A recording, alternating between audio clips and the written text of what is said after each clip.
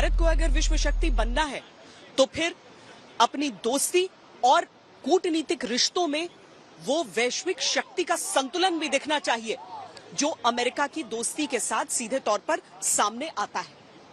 प्रधानमंत्री नरेंद्र मोदी का अमेरिका दौरा इस लिहाज से भारत के भविष्य को भी तय करेगा। कैमरा पर्सन योगेंद्र सिंह के साथ श्वेता सिंह, न्यूयॉर्क, अमेरिका आज तक। यहाँ पर क्यों आने का ये दौरा इतना बड़ा क्यों माना जा रहा है? वो इसलिए माना जा रहा है क्योंकि अब तक अगर हम भारत के को अलग अलग परिस्थितियों में देखें, जंग की परिस्थितियों में देखें, 1971 के युद्ध को खास तौर से इस हिसाब से याद किया जाता है कि मदद की गुहार भी लगाई गई थी तो अमेरिका ने मदद की नहीं थी और साथ ही पाकिस्तान की मदद कर दी थी। उसके बाद 1999 के युद्ध को लेकर भी बुरे रिश्तों के उदाहरण दिए जाते हैं। लेकिन आज की तारीख में अगर प्रेडेटर ड्रोन्स जो केवल नेटो देशों को बेचा करता है अमेरिका, वो अगर भारत को देने को तैयार है या टेक्नोलॉजी का ट्रांसफर कर रहा है तो दोनों देशों के बदले हुए रिश्तों का बहुत बड़ा सूचक है।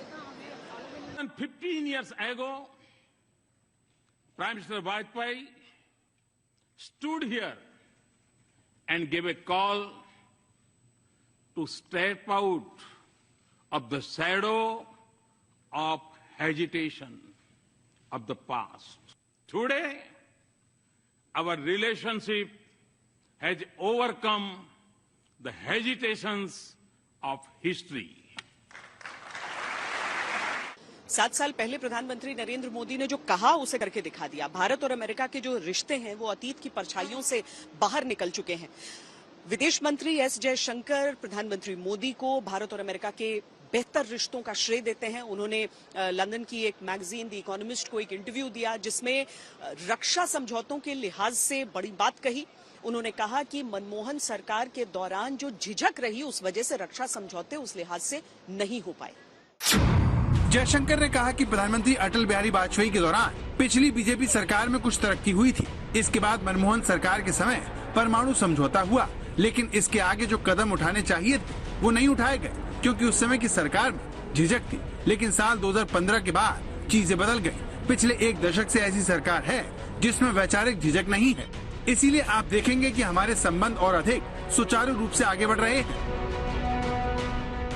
कई जानकारों का मानना है कि अमेरिका से सिविल न्यूक्लियर डील के लिए अपनी सरकार को दांव पर लगाने वाले मनमोहन सिंह अपने दूसरे कार्यकाल में रिश्तों को आगे बढ़ाने में उतने कामयाब नहीं रहे, जिसने दुनिया को चीन की तरफ देखने को मजबूर कर दिया, जिसका नतीजा एक आक्रामक और विस्तारवादी चीन के रूप में दुनिया को देखने को मिल रहा है। साल 1947 में आजादी के बाद भारत ने अमेरिका से दूरी बना ली। भारत के प्रथम प्रधानमंत्री जवाहरलाल नेहरू के नेतृत्व में भारत ने सोवियत संघ के खिलाफ शीत युद्ध में अमेरिका का साथ देने से इनकार कर दिया। साल 1961 में उन्होंने भारत को गुटनिरपेक्ष आंदोलन का हिस्सा बनाया, जो कि तटस्थ विकासशील देशों का समूह था। भारत ने अमेरिका से हथियार खरीदे, लेकिन जब 1971 में पाकिस्तान के साथ युद्ध हुआ तो अमेरिका ने हथियारों की आपूर्ति करने से मना कर दिया। इसके बाद भारत ने रूस की तरफ रुख किया। भारत और अमेरिका के रिश्ते कई दशकों तक इस इतिहास के बोझ तले दबे रहे, जिसमें से निकलने में काफी वक्त लगा और इसका फायदा चीन उठा ले गया। लेकिन जब अमेरिका को चीन के खतरे का एहसास हुआ तो उसने भारत का रुख किया और बात अब भारत को चीन के विकल्प के रूप में तैयार करने तक जा पहुंची है। कई विशेषज्ञ पीएम मोदी के इस दौरे की तुलना साल 1989 में हुए चीनी नेता डेंग जियाओपिंग के दौरे से कर रहे हैं, जिसने अमेरिका चीन के संबंधों को पूरी तरह से बदल कर रख दिया था।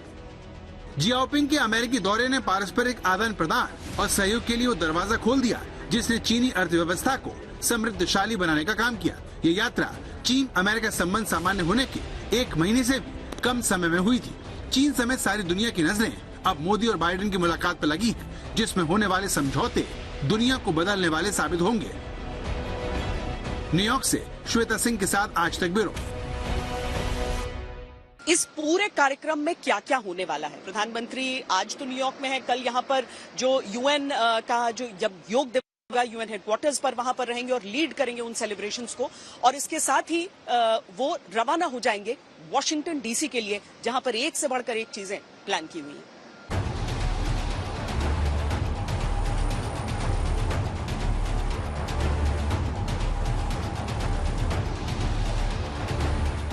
विदेशी धरती पर प्रधानमंत्री नरेंद्र मोदी के सम्मान की धमक और विश्व नेता की चमक अब अमेरिका में भी दिखाई देने जा रही है, क्योंकि पीएम मोदी का अमेरिका में राजकीय दौरा शुरू हो रहा है। आप पहले ही देख चुके हैं कि दुनिया के सबसे शक्तिशाली मुल्क के राष्ट्रपति जो बाइडेन पीएम मोदी से ऑटोग्राफ मांगते हैं और गले मिलते हैं, जबकि न्यू पपुआ गिनी के पीएम मोदी के सम्मान में उनके पैर छूते हैं। Prime Minister Modi is the boss. पर ऑस्ट्रेलियाई पीएम तो सीधे मोदी को बॉस ही कह देते हैं।